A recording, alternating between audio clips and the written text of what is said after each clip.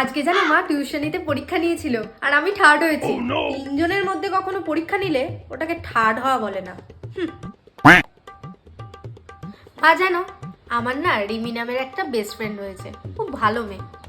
আমি না আমার মনের সব কথা ওকে বলি, আর ও বলেছে কাউকে বলবে না। কতটা ভালো বলো। মাঝে মাঝে তোকে দেখে না আমার খুব মায়া হয়। কেন বলতো?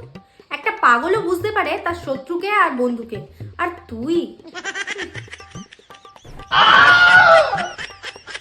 হ্যাঁ রে মোনা, তোর ফোনটা একবার চেক কর তো, তোকে একটা ভিডিও পাঠিয়েছি।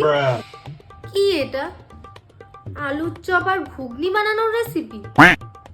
এটা দিয়ে আমি কি করব? হ্যাঁ, তোর পরীক্ষার নাম্বারের যা ছিরি, আর তার মধ্যে তুই শিল্প টিল্পও কিছু পারিস না। ওই চপ শিল্পই কাজে আসবে মা, ওটাই ভালো করে দেখো। মা, ও মা, আজকে তো বাংলার খাতা বেরিয়েছে।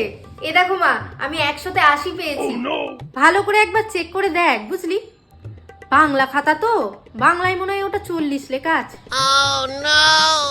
হ্যাঁ, এটা তো 40ই লেখা আছে। কিন্তু তুমি কি করে জানলে মা?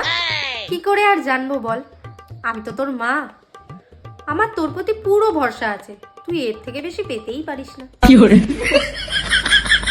হ্যাঁ।